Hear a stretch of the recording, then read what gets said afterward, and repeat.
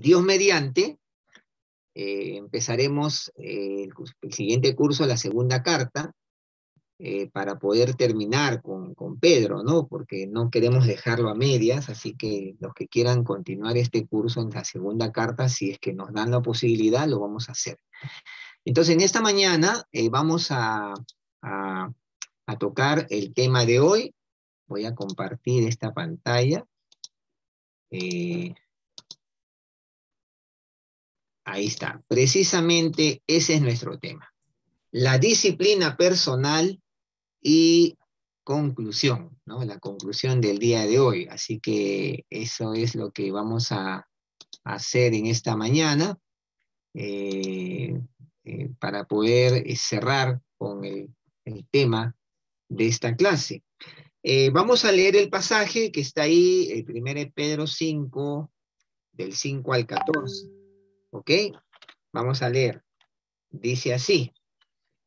Igualmente, jóvenes, estad sujetos a los ancianos y todos sumidos unos a otros, revestidos de humildad, porque Dios resiste a los soberbios y da gracia a los humildes. Humillaos, pues, bajo la poderosa mano de Dios, para que Él os exalte cuando fuere tiempo, echando toda vuestra ansiedad sobre Él, porque Él tiene cuidado de vosotros. Sed sobrios y velad, porque vuestro adversario, el diablo, como león rugiente, anda alrededor buscando a quien devorar. Al cual resistid firmes en la fe, sabiendo que los mismos padecimientos se van cumpliendo en vuestros hermanos.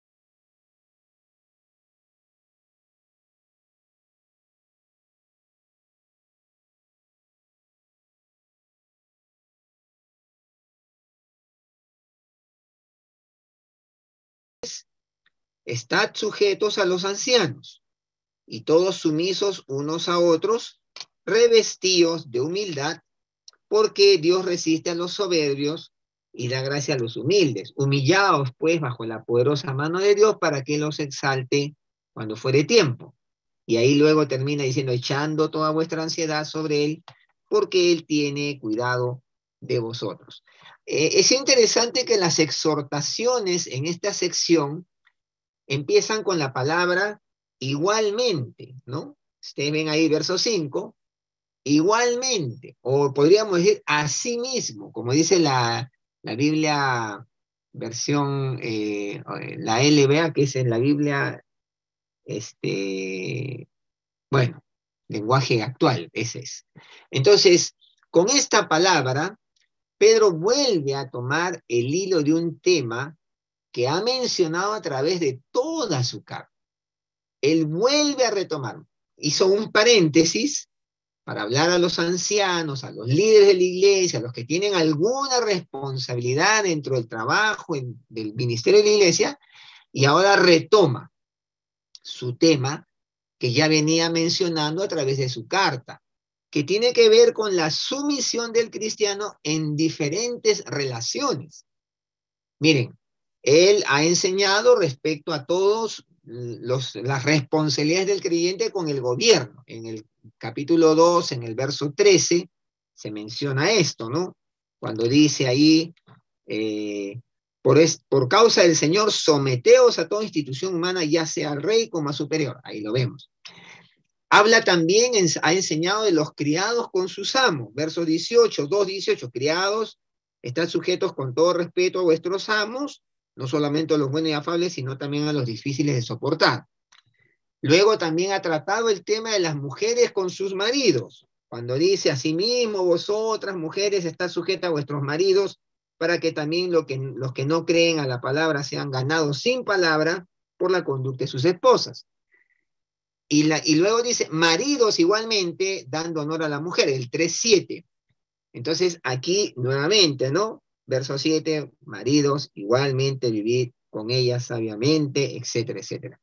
Entonces, aquí ya en el capítulo 5, verso 5, aquí la aplicación es para los jóvenes con relación a los ancianos, ¿no? Igualmente. O sea, él no había tocado este tema antes, hace un paréntesis, pero luego dice, igualmente, como yo hablé de la relación con el gobierno, la relación de los criados con sus amos, de las mujeres con sus maridos, de sus maridos con su esposa, bueno, jóvenes, ahora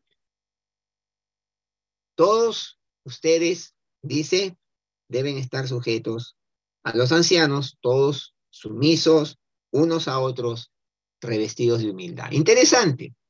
Ahora, debe ser obvio que la exhortación a la sumisión no es solamente para la esposa, ¿no? Obviamente porque aquí dice que los jóvenes deben estar sujetos a los ancianos. Y luego dice, y todos sumisos unos a otros. Entonces, no solamente la sumisión es de la esposa o es un mandato, una exhortación a las esposas. No, la sumisión es de todos, ¿no? Todos debemos estar, dice, sumisos unos a otros, pero ¿cómo logramos eso? Revestidos de humildad. No es posible la sumisión, el que nos sometamos unos a otros, si no hay humildad. Imposible. El orgullo es contrario a la sumisión. Entonces, si la sumisión es el acto, entonces la humildad es la actitud de fondo, ahí al fondo, ¿no? La sumisión es el acto concreto, ¿no? Donde yo me muestro tal cual soy. Pero la humildad es la actitud en el corazón. Eso que nadie ve y que es lo que Dios valora, ¿no? La humildad genuina, porque yo también puedo someterme con una motivación equivocada o buscando algo o simplemente evitar que no me hagan problemas, pero eso no es. La humildad es la actitud de fondo. Y por tanto Pedro exhorta eso, ¿no? Revestidos de humildad. Porque la humildad no es natural en el hombre. La humildad es ajena al ser humano, más bien, ¿qué es propio, natural del hombre? La soberbia, la altivez, el orgullo, el ser reconocido. Entonces, mis queridos hermanos, esto es bien importante. Ahora, la palabra traducida acá, revestidos, literalmente significa ceñirse con algo, o sea, ceñirse con algo. Eh, Ahora, es posible que Pedro, al usar esta figura acá, tiene en mente el lavamiento de los pies de los discípulos por Jesús. Los comentaristas van ahí haciendo sus razonamientos, ¿no? Entonces piensan que Pedro aquí está tratando la figura que tiene en su mente es el lavamiento de los pies de los discípulos por parte de Jesús, ahí en Juan 13, capítulo 13, versos 4, 5, versos 15 y 16, que ustedes conocen ese pasaje perfectamente, donde dice que Jesús se ciñó una toalla, ¿no? Y comenzó a lavar los pies de los discípulos, enseñándoles así la humildad y el servicio a otros. Interesante, ¿no? Lo que los comentaristas creen que este era el objetivo de Pedro al usar esa palabra revestidos. Ahora, esa actitud de que Jesús se ciñe la toalla y empieza a lavar los pies de sus discípulos como muestra de su humildad. Otros comentaristas creen que Pedro alude al delantal blanco que fue sujetado al cinturón para distinguir al esclavo del libre, porque dice que los esclavos usaban un delantal blanco en el cinturón que los distinguía del que era libre con el esclavo, ¿no? Entonces, hay estas dos posiciones, pero ambas posiciones tienen que ver con lo mismo. Tienen que ver con la actitud de asumir una posición de humildad, una posición de humildad. La humildad, ustedes saben, mis hermanos queridos, tiene su recompensa. Y miren lo que dice, ¿no? Bueno, ahí el 5 dice que debemos revestirnos de humildad. ¿Por qué? La base de Pedro, porque Dios resiste a los soberbios y da gracia a los humildes. Eso está ahí en Proverbios 3:34, clarísimo. Dios resiste a los soberbios y da gracia a los humildes. Ahora, la humildad tiene su recompensa, porque en el verso 6, Pedro sigue con su razonamiento y dice que debemos humillarnos delante de Dios, porque la humildad empieza delante de Dios. Y dice, humillaos pues bajo la poderosa mano de Dios. ¿Cuál es el resultado? ¿Cuál es la recompensa? Para que Él os exalte cuando fuere tiempo. Entonces, esto es bien importante porque a veces nosotros nos olvidamos porque vivimos en una sociedad, hermanos queridos, donde se exalta la soberbia, se exalta a los derechos ganados. La humildad es una virtud no muy bien vista, no muy bien vista, más bien como que la humildad habla de debilidad, de, fragilidad, ¿no? Sin embargo, la humildad tiene su recompensa, porque en su momento, dice Pedro, Dios va a exaltar al humilde, en su momento. Tal vez nosotros no lo podamos ver ahora, pero Dios valora, aprecia, se agrada de la humildad, porque la humildad es un rasgo del mismo Señor Jesucristo. Es un rasgo que trajo como consecuencia la salvación, hermanos.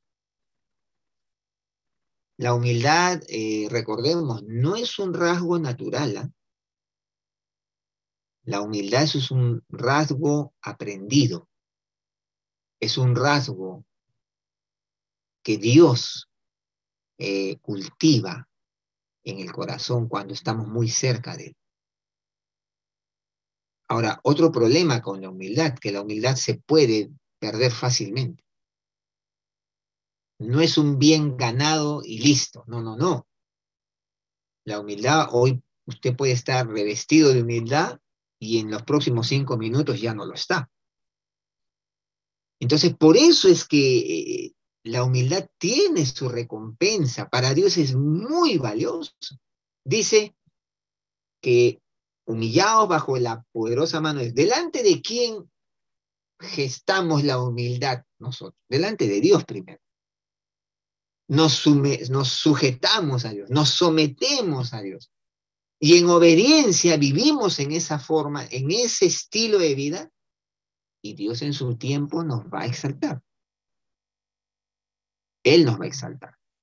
Ahora, por mientras, Dios permite a los humildes echar sobre Él todas sus ansiedades. Esto es también muy hermoso. Miren lo que está diciendo Pedro, que mientras no haya tal exaltación, mientras no haya tal recompensa, Dios nos da la oportunidad de que a los humildes, a los que se humillan delante de Él y muestran un tipo de vida diferente, sumisa, un tipo de vida totalmente contraria al sistema de valores del mundo, dice que mientras tanto Dios permite a esos humildes echar sobre Dios mismo todas sus ansiedades. Dice Pedro, echando toda vuestra ansiedad sobre Él, porque Él tiene cuidado de vosotros. Qué lindo, ¿no? Qué maravillosa bendición. Porque a veces uno olvida esto, hermanos. A veces uno olvida que vivir en humildad, que no es fácil, vivir en humildad, que es un rasgo que nos hace como Jesús. Jesús dice, aprended de mí que soy manso y humilde de corazón. Y la humildad es un rasgo, un valor que no es fácil vivirlo. La humildad puede generar que seas de repente atropellado. La humildad puede generar que de pronto te metas en problemas. Vivir en humildad probablemente te deje al margen del sistema. Y acá Pedro dice algo tremendo, una tremenda bendición. Tú que eres humilde, tú que has decidido vivir en esta dimensión, puedes echar toda tu ansiedad sobre el Señor. ¿Por qué? Miren, hermanos, porque Dios tiene cuidado de los humildes. Pastor, Sí, disculpe la interrupción, esa parte donde dice de que los humildes podrían meterse en problemas, un ejemplo. ok. ¿Qué es lo que pasa? Que a veces la humildad, cuando digo se pueden meter en problemas porque de pronto su manera de concebir la vida no sea como el sistema lo establece. Entonces son contrarios a algunas posiciones que hay en la sociedad, como por ejemplo el ayuda al necesitado o de repente renunciar por un tema de salud, renunciar a cierto derecho, por ejemplo. Entonces, y acá no estamos diciendo de que uno no debe de cuidar, velar por lo que es justo, pero a veces la humildad nos puede poner en una posición donde uno puede o se puede haber obligado a renunciar a cierto derecho personal. Miren, Jesús lo pasó, ¿no? Jesús tenía derecho a la defensa. Jesús renunció a ella. Y hermanos queridos, esto va en relación a lo que decía ya Pedro antes, en el capítulo 2, verso, por ejemplo, ¿no? Vamos al 2:21. Y acá Pedro lo pone en blanco y negro y a colores. Dice, pues para esto fuisteis llamados, porque también Cristo padeció por nosotros, dejándonos ejemplo para que sigáis sus pisadas. Miren, ¿y qué ejemplo nos deja? Miren, el cual no hizo pecado ni se halló engaño en su boca, quien cuando le maldecían no respondía con maldición. Y ahí tienes un problema, porque la gente de este mundo, cuando la maldicen, responde peor, 3 veces más. Cuando padecía no amenazaba, o sea, no reclamaba sus derechos. Ah, no, espérate, cuando yo vaya y logre sacar adelante mi derecho, vas a verte conmigo. Bueno, Jesús no amenazaba, sino que, ¿qué cosa hacía? Encomendaba la causa al que juzga justamente. Y hermanos, a veces eso puede ser todo un problema porque podemos sufrir pérdidas, agravio, en nombre de la humildad. Hay casos, ¿no? Miren, hermanos, yo conozco casos que de hermanos nuestros que de pronto por su obediencia al Señor, por su humildad, han perdido sus trabajos. Y uno dice, pero ¿cómo es posible? El hermano debió haber reclamado, sí, pero ellos entendieron que en esa situación era mejor dejar las cosas en las manos de Dios. Y yo creo que esto es un tema que uno tiene que saber discernir, ¿no? Uno debe saber discernir en qué momento uno debe encomendar la causa al que juzga justamente.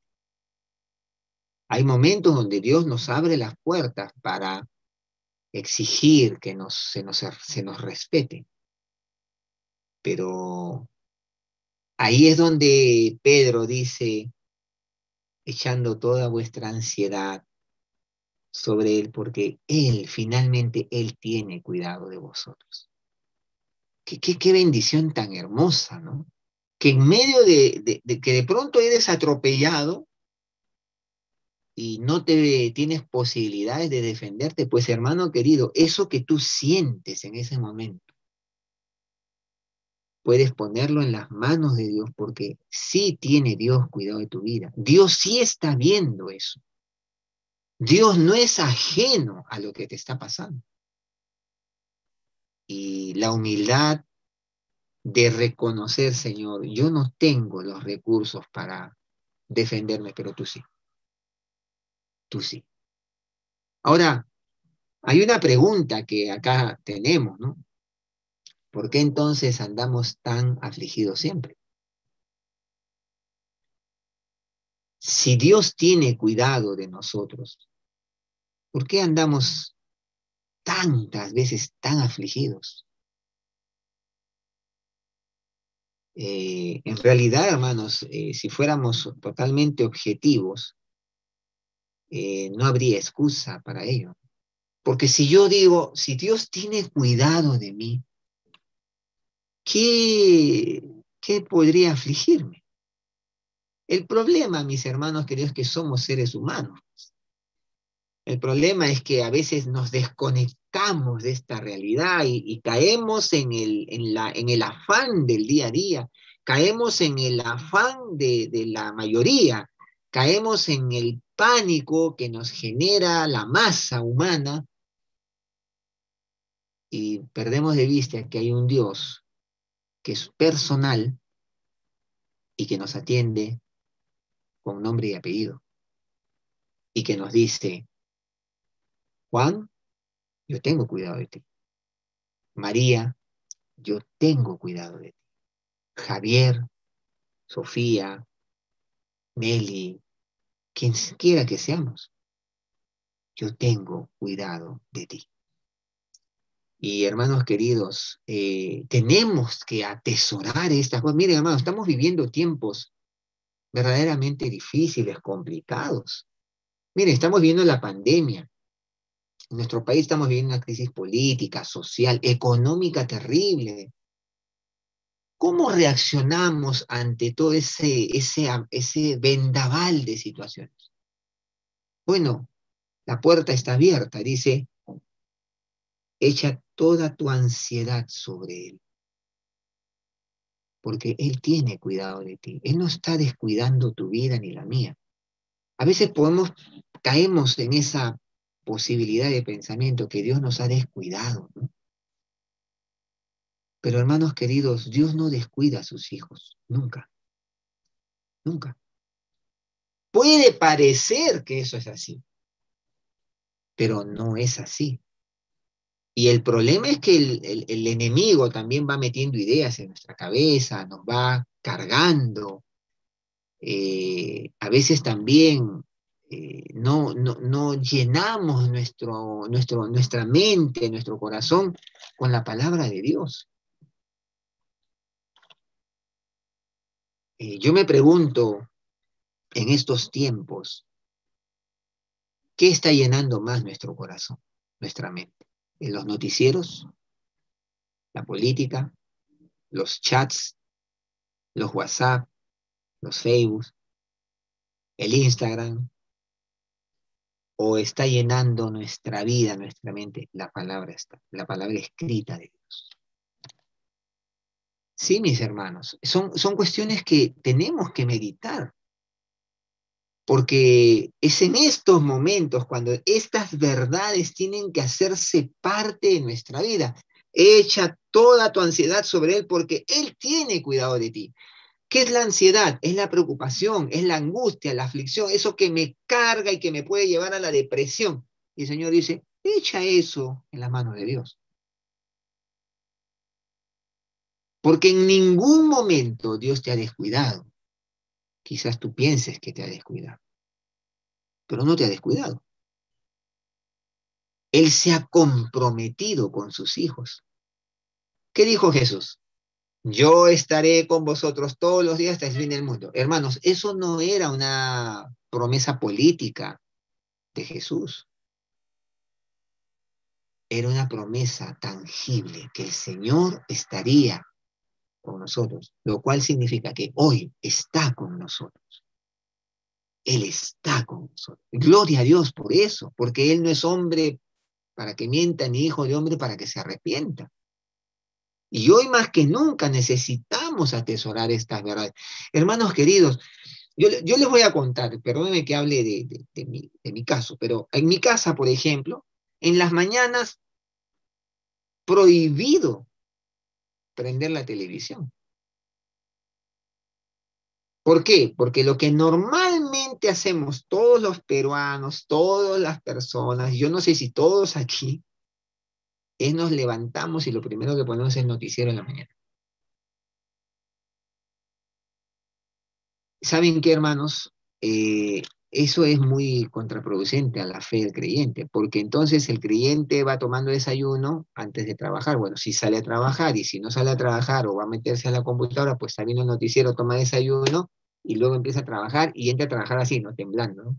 La situación, la crisis, los problemas, que esto. Cuando lo primero que deberíamos hacer nosotros es abrir el noticiero de Dios, que siempre son buenas noticias. Siempre. Hermanos, en mi casa abrimos la palabra. En mi casa yo me acerco al Señor y ya es un hábito. En mi casa no se prende la televisión en la mañana. ¿Por qué? Porque queremos llenarnos de las buenas noticias que la palabra nos da. Y cuando la palabra empieza a llenar nuestra mente, entonces la ansiedad desaparece. ¿Qué dice Isaías 26:3? ¿No dice acaso, tú Dios guardarás en completa paz a aquel cuyo pensamiento en ti persevera, porque en ti ha confiado? Pero ¿cómo puede perseverar nuestro pensamiento en Dios?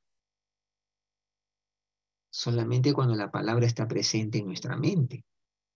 Pero si la palabra está presente como un flash y todo lo que en los medios de comunicación, lo que vivimos en el día, está presente no como un flash, sino como una tremenda carga de información, difícilmente vas a tener paz.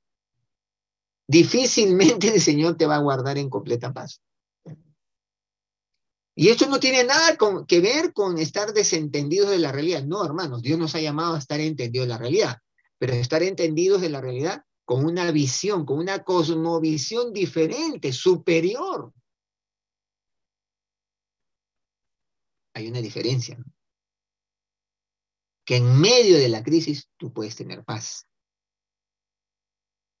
y puedes saber que hay alguien que está por encima de todo lo que sucede y que es poderoso para sostenernos. Y eso es lo que Pedro les está diciendo a sus lectores, porque sus lectores, hermanos, vivían situaciones o una realidad terrible, terrible, comparada a la nuestra.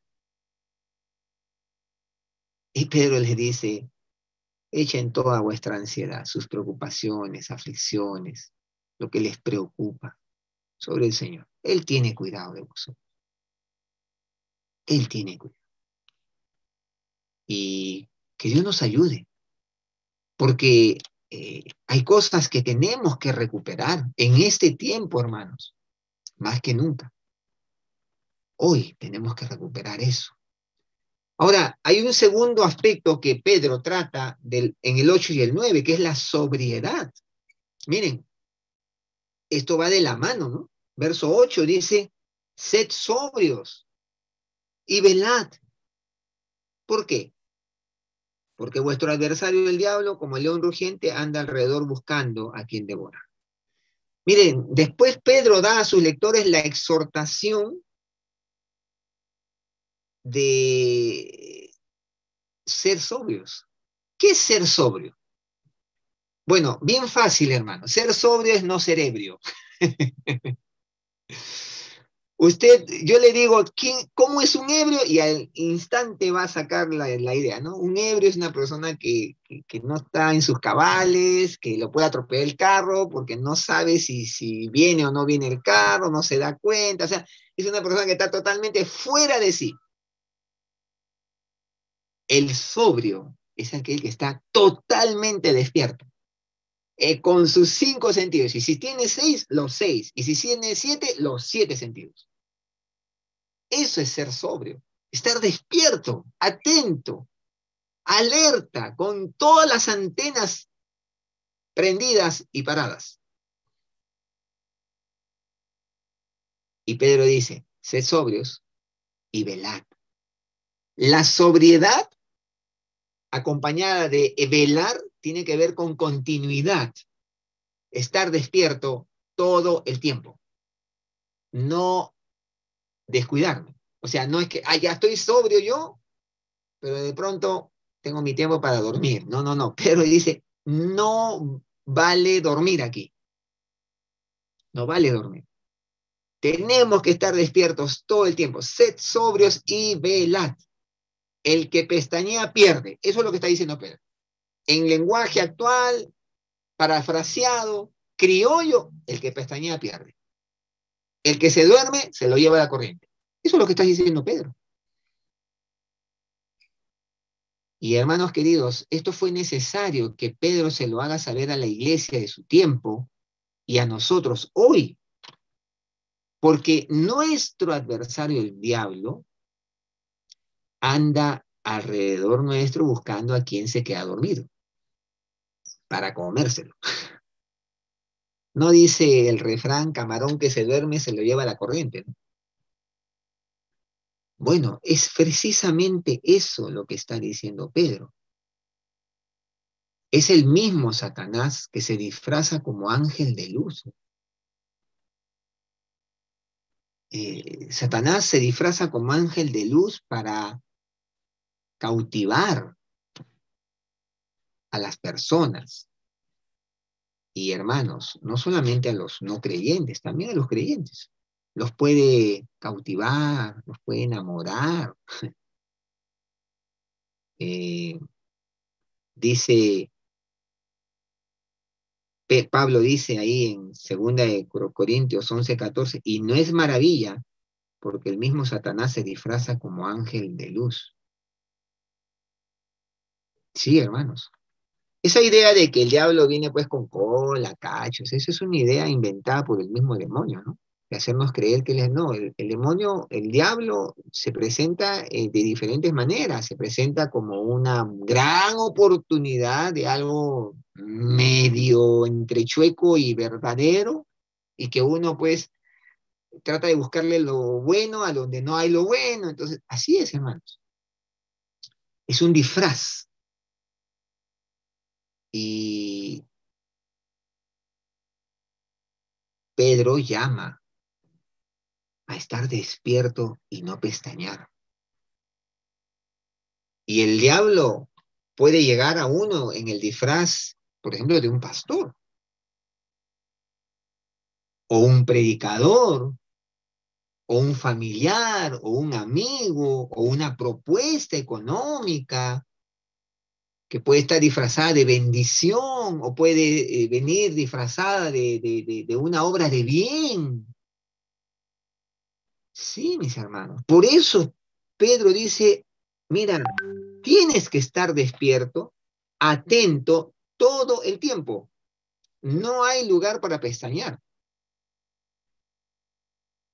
Y debemos saber que Satanás no es tan obvio como muchos creen. Muchos creen que Satanás es obvio. No, hermanos. No se olviden que él es el engañador. Él no es tan obvio como a veces creen. Ahora, con decir esto, no estamos tampoco diciendo que todo lo que vemos, entonces tenemos que ver al diablo en todas partes. No, no, no es así tampoco. Lo que Pedro está diciendo, miren, queridos, amados, hermanos en la fe, no pestañees. No te des ese lujo de pestañear, porque puedes perder. Tienes que estar sobrio todo el tiempo. Esa combinación de ser sobrios y velar es despierto las 24 horas del día, 24/7. Eso es lo que está diciendo Pedro. Ahora, por tanto, el primer paso en resistir a Satanás es poder identificarle primero, ¿no? ¿Dónde se muestra, dónde se presenta, dónde se manifiesta, dónde está él, ¿no? Sutilmente, escondidamente, disfrazadamente. Y para eso requerimos la sobriedad y la vigilancia que Pedro exhorta, justamente, pues. Y entonces ahí dice, al cual resistís firmes en la fe, sabiendo que los mismos padecimientos se van cumpliendo en vuestros hermanos en todo el mundo. El nombre diablo significa acusador o calumniador. O sea, miren hermanos, ahí nomás, ¿no? Él es el acusador, él es aquel que te va a venir acusando. Cuando tú le fallas al Señor, va a decir, ¿ya ves? ¿Cómo? ¿No eres cristiano? Ahí está pues. No decías que te has entregado al Señor y que ahora le sirves. Y mira, pues, ahí está. Y nos acusa. Y no solo nos acusa delante de Dios. Y entonces tú te sientes terrible, ¿no? Y ya no quieres ni acercarte a Dios. Ese es un engaño de Satanás. Porque el Señor, ¿qué dice? Acercaos pues confiadamente. ¿Te das cuenta? El Señor te invita, acércate con confianza, porque yo soy ese sumo sacerdote que te entiende, aún en tus fracasos te entiende, porque yo pasé por lo que tú vives, yo tuve victoria, yo te entiendo. El diablo es calumniador. Hermanos queridos, el diablo es un miserable y que el Señor lo reprenda. Él no es una persona amigable, no, hermano, sácate eso de la cabeza. El diablo es un miserable, un canalla que quiere destruir tu vida y la mía. Por eso que el Señor lo reprenda. En su papel de trastornar la fe, el diablo calumnia a Dios ante el hombre. ¿Te acuerdas Génesis 3:1? Tremendo, ¿no? Mira cómo el diablo calumnia a Dios frente al hombre.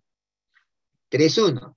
Pero la serpiente era astuta más que todos los animales del campo que Jehová Dios había puesto, la cual dijo a la mujer, ¿con que Dios os ha dicho no comáis de todo árbol del huerto? O sea, ¿qué hace el diablo para trastornar la fe de los creyentes?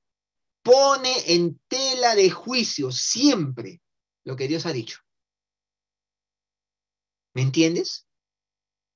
Pone en tela de juicio lo que Dios ha establecido en su palabra. ¿Con que Dios te ha dicho eso? No, eso no es así. No, no te hagas tanto rollo. ¿Para qué te preocupas por eso? Así es el diablo, hermano. Siempre actúa de la misma manera. Siempre va a usar la misma estrategia. Va a poner en tela de juicio lo que Dios ha dicho a tu vida. Y con eso ya te tiene mitad, 50% derrotado, si es que tú le haces caso. Ahora, sobre la descripción de que anda alrededor buscando, mira lo que dice Job, ¿no? Es interesante. Job 1.7, mira lo que dice, ¿no? Job 1.7, dice allí, mira lo que le dice Dios a Satanás ahí en Job 1.7. Y dijo Jehová a Satanás, ¿de dónde vienes? Y respondiendo Satanás a Jehová dijo, de rodear la tierra y de andar por ella. ¿Qué tal? En el 2.2, otra vez. Y Jehová dijo a Satanás, ¿de dónde vienes? Respondió Satanás a Jehová y dijo, de rodear la tierra y andar por ella. De eso está hablando Pedro. Anda alrededor buscando a quien devorar, a quien hacer daño, a quien destruir. Y sobre todo a la iglesia, ¿no? Sobre todo a los creyentes que disponen su corazón a buscar al Señor. Por supuesto. Hermanos, ustedes han visto como en las películas, ¿no? Cuando un francotirador está apuntando a su víctima y se ve una luz roja, ¿no? Que es un rayo láser, es la mira telescópica láser, ¿no? Que apunta a su objetivo. Ya, mi hermano, los creyentes que están buscando al Señor, que buscan ser usados por Dios, que están consagrados al Señor para su ministerio, que viven vidas consagradas, de santidad, dando testimonio de vida, hermano querido, fíjate que en tu pecho vas a tener una luz roja constantemente, porque el diablo te quiere destruir. Miren, los creyentes sin compromiso, los creyentes que no son ni chicha ni limonada, el diablo ni los molesta, hermanos, ni les preocupa. Pero el creyente que ora, que busca a Dios, que tiene disciplinas espirituales y que se consagra a crecer en el Señor y se compromete con el Señor y la sociedad, hablando del Cristo resucitado, hermano querido, ese creyente es una amenaza al diablo y al infierno. Y la mira láser, esa luz roja, va a estar en tu pecho o en tu frente todo el tiempo. Por eso la importancia de ponerte la armadura de Dios todos los días. Y acá Pedro dice, al cual resistir firmes en la fe, sabiendo que los mismos padecimientos se van cumpliendo en todos vuestros hermanos en todo el mundo. El cristiano trata con su adversario resistiéndole firme en la fe. Le resiste en oración y le echa fuera en la fe. Y Pedro, para animar al cristiano a llevar esto a cabo, le recuerda que sus hermanos en todo el mundo pasan por lo mismo. Hermano querido, en todo el mundo, los creyentes en Cristo, consagrados a Él, pasan por esta misma realidad. Y esto no es consuelo de muchos, mal de muchos, consuelo de pocos. No, no es eso. Es la realidad, hermano. Tú podrás decirme, pero yo paso momentos difíciles, veo que tengo demasiadas dificultades, veo que de pronto tengo muchas luchas. Bueno, mi querido hermano, eso que tú vives, lo viven todos los creyentes consagrados al Señor. Así es. Y Pedro lo dice, al cual resistir firmes en la fe, sabiendo que los mismos padecimientos se van cumpliendo en vuestros hermanos en todo el mundo. O sea, esto no te debe sorprender. Debes entenderlo como parte de tu fe, de tu vida creyente, como creyente. Siempre sirve de gran ánimo para uno saber que uno no está solo en la lucha. ¿No te ha pasado que a veces tú piensas que tú eres la única persona en este planeta que tiene un problema?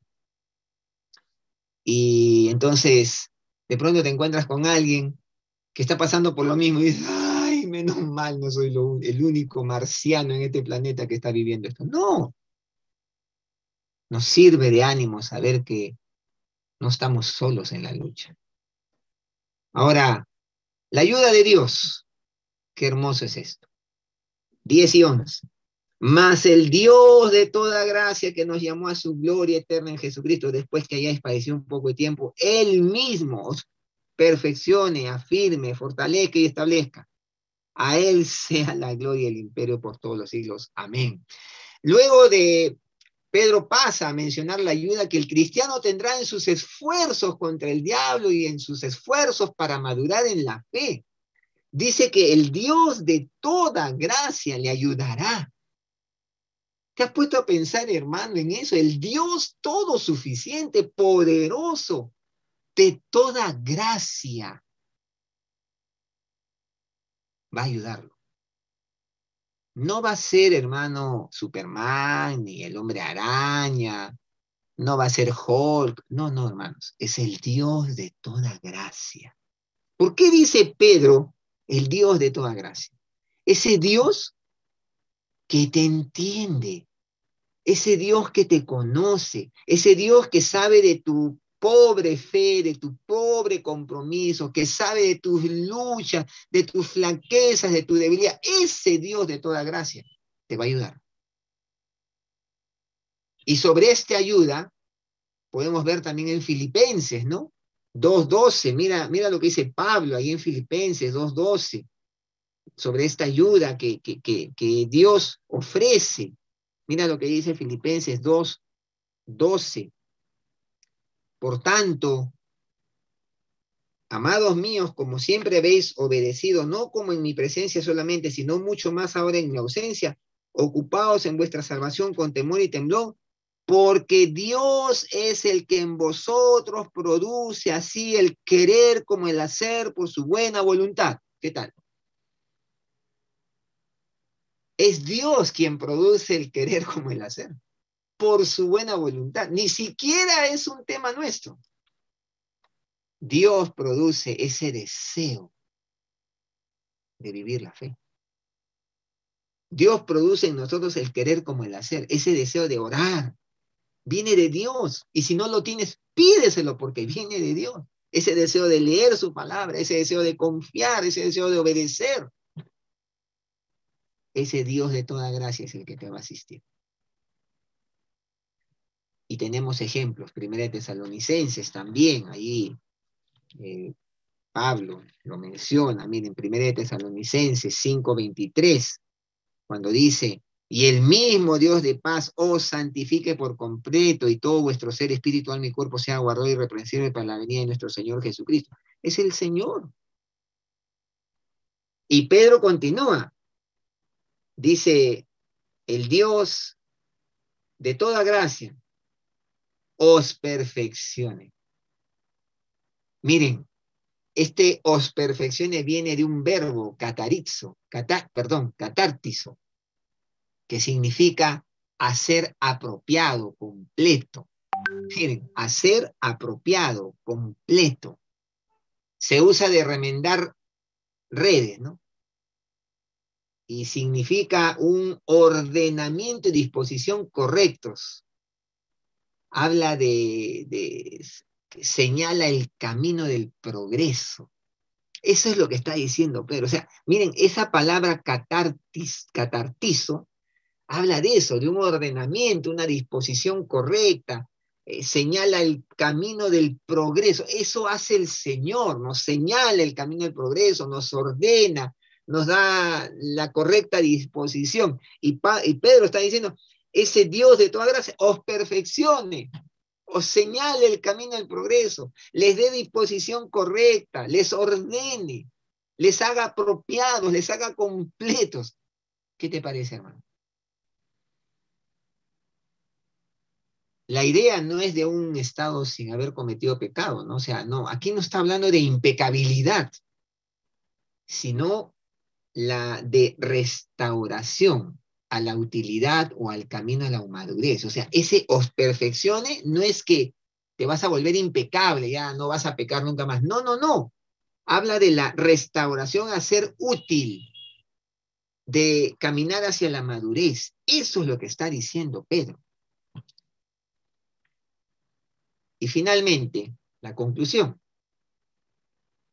12 al 14, dice: por conducto de Silvano, a quien tengo por hermano fiel, os he escrito brevemente, amonestándoos y testificando que esta es la verdadera gracia de Dios en la cual estáis. Aquí Pedro presenta la conclusión de la carta, y Pedro dice que ha escrito con la ayuda de Silvano. Este probablemente es el mismo Silas de Hechos 15, 22 al 18, 5, o sea, ese compañero que Pedro también tuvo, Pablo, perdón.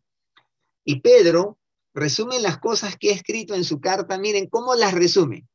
Esta es la verdadera gracia de Dios en la cual vosotros estáis. Él resume, esta es la verdadera gracia de Dios. Sí, mis hermanos, la gracia de Dios no son tus méritos, no son tus esfuerzos. Ese Dios os perfeccione, Dios te afirme, porque viene de Dios que seas afirmado. Dios te fortaleza porque viene de Dios que seas fortalecido. Dios te establezca porque viene de Dios que tú seas establecido, fortalecido, afirmado. Y por eso a Él sea la gloria.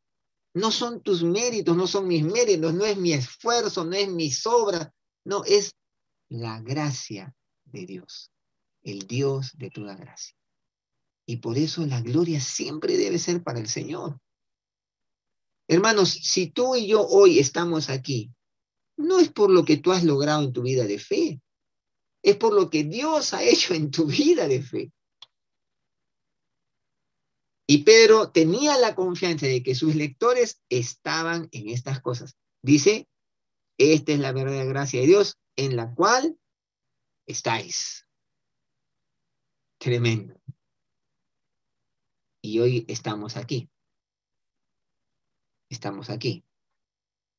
Varios aprovecharon esta carta para enviar sus saludos a los cristianos que la iban a recibir. Ahí Pedro dice que la iglesia que está en Babilonia enviaba sus saludos. Sobre Babilonia, se pueden ver algunas notas en la lección 1, ¿no? Marcos enviaba sus saludos, ahí en el 13, la iglesia que está en Babilonia, elegida juntamente con vosotros, y Marcos, mi hijo, saluda. Hijo probablemente se usa en el sentido espiritual, ¿no? Como Timoteo, en 1 Timoteo, un hijo espiritual es alguien que Pedro tuvo que ver en parte de su conversión o nacimiento espiritual. Y luego termina, saludaos unos a otros con ósculo de amor, ¿no? Era un saludo común de aquel tiempo y Pedro lo eleva al nivel espiritual, ¿no? Cuando dice que debe ser de amor, de amor. Y hermanos queridos, aquí tenemos pues una carta que Pedro la empieza hablando de la gracia de Dios al darnos una salvación tan grande. Él dice en el 1:3, bendito el Dios y Padre de nuestro Señor Jesús, que según su grande misericordia nos hizo renacer para una esperanza viva por la resurrección de Jesucristo de los muertos, para una herencia incorruptible, incontaminada e inmarcesible, reservada en los cielos para vosotros, que sois guardados por el poder de Dios mediante la fe, para alcanzar la salvación que está preparada para ser manifestada en el tiempo postrero. Y él termina diciendo, mas el Dios de toda gracia que nos llamó a su gloria, después que hayáis padecido un poco de tiempo, Él mismo os perfeccione, afirme, fortalezca y establezca, y a Él sea la gloria.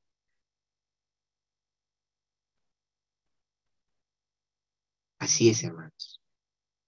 Y Él dice que Él nos ha escrito de la verdadera gracia de Dios, en la cual estamos, usted y yo. Ahora, esto nos deja algunas preguntas, ¿no? Ya para terminar. Primero, ¿no? ¿Cómo estoy demostrando mi sumisión y humildad a otros hermanos en la fe? Yo creo que ahí empieza. ¿Cómo estoy demostrando mi sumisión y humildad? Porque eso se tiene que mostrar de manera tangible, no puede ser de otra forma, ¿no? Eh, Otra pregunta que tenemos que hacernos es, ¿me estoy humillando bajo la poderosa mano de Dios? ¿Estoy entendiendo que es Dios quien está por encima de todo? He aprendido a echar mi ansiedad sobre el Señor. ¿Estoy aprendiendo eso? ¿O me dejo llevar por las noticias del día a día? Yo a veces soy un poco radical, ¿no? O sea, yo pienso que el creyente tiene que estar informado. El problema es cuando el creyente ya dejó de estar informado para convertirse en paranoico, o sea, que ya vive con eso todo el día, ¿no? Todo el día está ahí, dándole vueltas. El creyente tiene que estar informado porque es parte de la sociedad y tiene que dar una respuesta a lo que está sucediendo. Pero cuando eso llena mi mente y no lo que Dios ha establecido, entonces ya hay un desbalance. Hay un desbalance, definitivamente. Entonces, ¿confío plenamente en el Señor? ¿Cómo lo demuestro? Son preguntas que tenemos que hacernos. ¿Cómo yo demuestro mi confianza en el Señor? ¿Soy agente de paz o soy un agente de conflicto? A mí me causa mucha tristeza a veces ver las redes. Yo he visto grupos de WhatsApp, hermano, decirse cosas horribles, creyentes, ¿ah? Y se han terminado peleando, se han salido del grupo. Y yo digo, ¿y dónde quedó la fe? ¿Dónde quedó nuestra confianza en el Señor? ¿Dónde quedó el que nos humillamos bajo la poderosa mano de Dios y echamos nuestra ansiedad sobre Él? ¿Dónde quedó todo eso? Yo puedo tener mi posición y amén, y también. Pero Dios no nos ha llamado a eso, ¿no?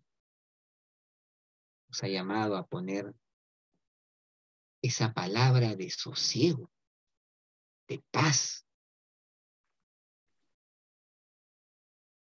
Me considero una persona sobria que vela 24/7, entendiendo que mi lucha no es contra personas o situaciones, sino contra el diablo y sus huestes. Hermanos queridos, en este Perú hay un pueblo que dobla sus rodillas delante de Dios. Y Dios tiene cuidado de ese pueblo. Y el diablo lo sabe. Y el diablo también quiere hacer su parte aquí en este país. Y lo ha querido hacer siempre, no es ahora, siempre lo ha querido hacer. Pero Dios está por encima de todo. Miren, hermanos, no sé si ustedes saben estos datos, pero cuando el Perú, antes del terrorismo, el pueblo de Dios era el 0.1% de la población. Estamos hablando de los años 70. El 0.1%. Luego pasó al 0.5%. Qué alegría. Ya éramos el 0.5% de la población del mundo, de los peruanos, éramos cristianos evangélicos. Empezó la época del terrorismo, el terror, la muerte, la frustración, la crisis, y pasamos del 0.5 al 15% de la población. ¿Qué tal? Es que así es Dios, pues, hermanos. Dios no siempre actúa en tiempos de bonanza. ¿Ustedes se acuerdan? La iglesia creció con la persecución. La iglesia estaban todos lindos, ¿no? En Jerusalén, qué lindo, cantaban sus coritos ahí, con Pedro, con Jacobo, ahí. Empezó la persecución y los creyentes empezaron a salir disparados, ¿no? A todo el imperio romano. Y el evangelio creció. Jerusalén, Judea, Samaria y hasta el último en la tierra. Entonces, nosotros tenemos que tener una cosmovisión como cristianos de lo que está sucediendo. Claro, deseamos lo mejor para el país, pero no te olvides, Dios está encima de todo, ¿no? Sigue siendo Dios, sigue siendo Dios. Y por eso tenemos que aprender a echar nuestra ansiedad sobre Él. Él tiene cuidado de tu vida y de la mía de manera personal. Él te llama por tu nombre. Ahora, me considero una persona sobria que vela entendiendo que mi lucha no es contra personas, sistemas, ni nada de eso, sino contra las huestes espirituales de maldad. Tengo que entenderlo así. Esa es la cosmovisión que yo no puedo perder de vista. Experimento en mi vida victorias espirituales verdaderas. Experimento a ese Dios de toda gracia que me afirma, me perfecciona, me fortalece, me establece. Porque ahí está, hermanos, la clave de nuestra vida. Y ahí es donde apunta Pedro. Pedro le escribe a una iglesia perseguida, hermanos. A una iglesia atribulada. Y le escribe una carta de tremenda confianza. Y habla de una salvación tan grande y le dice, esa salvación es el motivo por el cual ustedes tienen que vivir diferente. Aunque las cosas no vayan bien. Tienen que vivir diferente. Nada más. El Señor les perfeccione, establezca, afirme. Ese Dios de toda gracia. Ese Dios es un Dios gigante, hermanos. Gigante. Me gusta lo que decía Lutero, ¿no? Lutero decía, Dios y yo somos mayoría. ¿Puedes decir eso? ¿Puedes decir que Dios y tú son mayoría? Ya Pablo lo dijo, ¿no? Que en Él somos más que vencedores por medio de aquel que nos amó. Pablo va a decir en Romanos 8:31, dice que si Dios no escatimó a su propio Hijo, ¿cómo no nos dará juntamente con Él todas las demás cosas? ¿Estás preocupado por las demás cosas? Bueno, mira, el Padre dio a su Hijo lo más valioso. Lo demás es un sencillo. Y Pablo dice, ¿cómo no nos dará todas las demás cosas? Que Dios nos ayude, hermanos, de verdad. Estas reflexiones son para mí mismo, hermanos. Yo también, porque también caigo en esos ataques de ansiedad, ¿no? Y de pronto reacciono y digo, ¿en qué estoy? ¿Qué estoy haciendo? Si mi papá es gigante, mi padre está por encima de todo. ¿No dice la Biblia que Jehová está sentado sobre el círculo de la tierra? ¿Te imaginas, hermano, esa figura? Yo me imagino, pongo mi mapa mundi y el Señor sentado ahí, ¿no? Contemplando ahí. Qué maravilla. Me llena de paz cuando pienso y me grafico en mi mente, digo, que el Señor está sentado sobre el círculo de la tierra. Qué cosa tan maravillosa. Que esto aliente nuestro corazón, hermano, porque esta carta de Pedro es de aliento. Es una carta de esperanza, hermanos. Es una carta de esperanza en medio de la desesperanza. Que el Señor nos bendiga. Y vamos a ir a grupos, vamos a orar. Vamos a pedir al Señor que nos bendiga, que nos conceda aplicar esta palabra a nuestras vidas. Y si te sientes agobiado, Pues dile, Señor, aquí estoy. Tú eres el Señor. Así que vamos a ponerlos de a dos, ¿ya? Ojalá que todos puedan entrar de a dos. Tengo justamente 42 grupos para tener